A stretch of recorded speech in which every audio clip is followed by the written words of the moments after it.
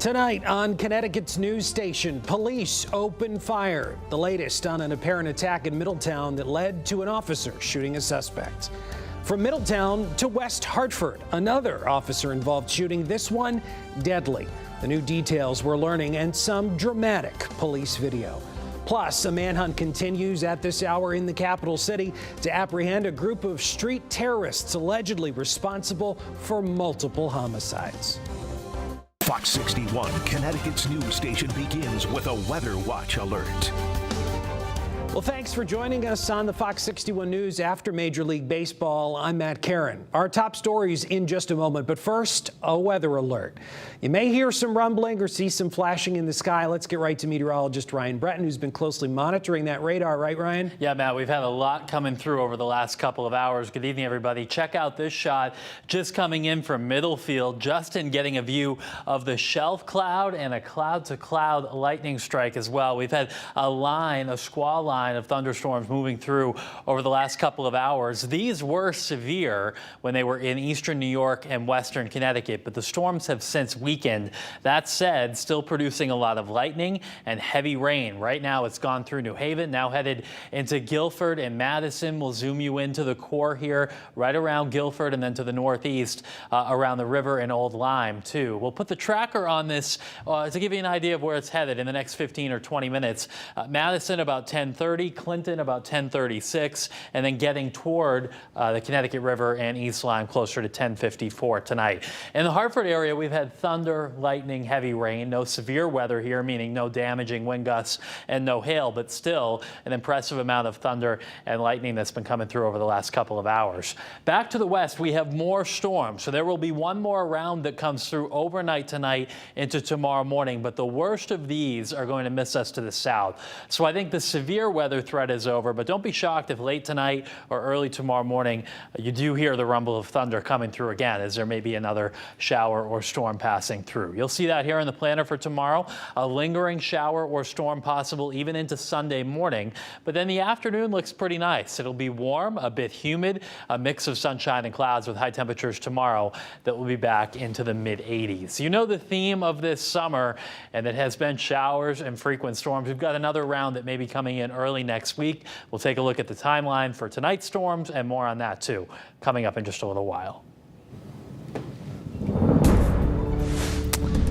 And remember, whenever severe weather happens in Connecticut, you can turn to the Fox 61 News app for the latest conditions across the state. Track live radar and the hour-by-hour forecast to see what the weather's going to be like in your hometown.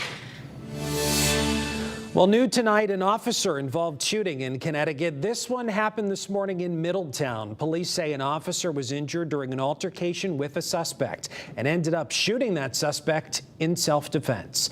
Fox 61's Jake Garcia spent the day in Middletown, and he's there learning about this shooting. Jake?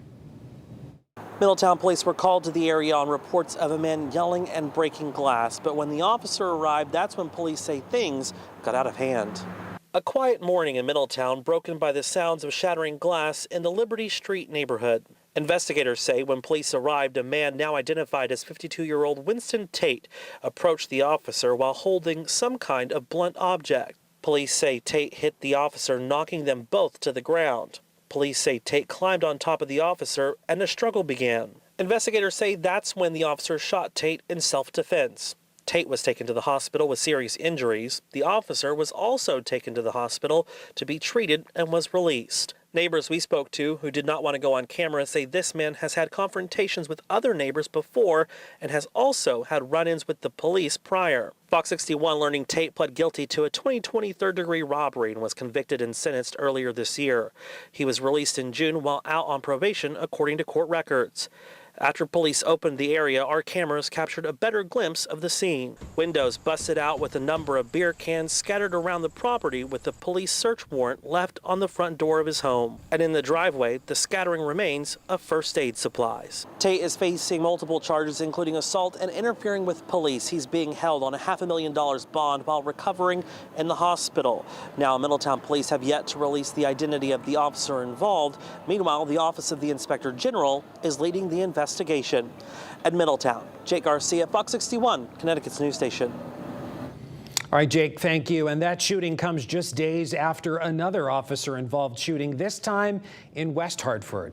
It ended with an officer shooting and killing a suspect who was allegedly trying to steal a vehicle from a local tire shop, with the officer still inside. The Office of the Inspector General has released body camera video of this incident. Fox 61 has chosen not to show some of it because it's too graphic. We will show you, however, the moments before that officer fired his weapon at the suspect.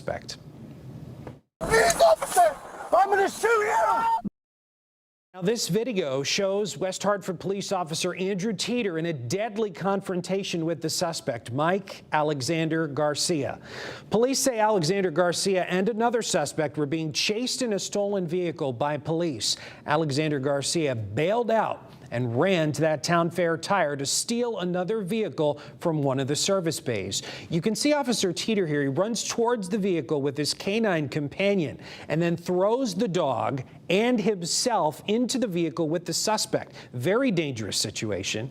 That suspect managed to maneuver the vehicle out of the bay. He hit several other cars in the process. Teeter can be heard ordering Alexander Garcia to stop multiple times before firing the fatal shot. Now, for the first time since Tuesday's deadly shooting, the family of Mike Alexander Garcia is speaking out. They released a photo of Alexander Garcia along with a statement condemning the officer's use of deadly force and saying family members were shocked and surprised to learn that body camera video was being released at all before they were even contacted about it. Through their attorneys, the family of Alexander Garcia said in part about him, quote, in a statement, he was working hard to improve his life and trying to overcome the challenges of substance abuse disorder. We now will never know what this 34-year-old son and brother could have accomplished, end quote.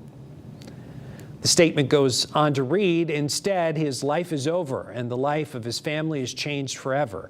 Mike should be alive today. Mike's actions did not justify his homicide.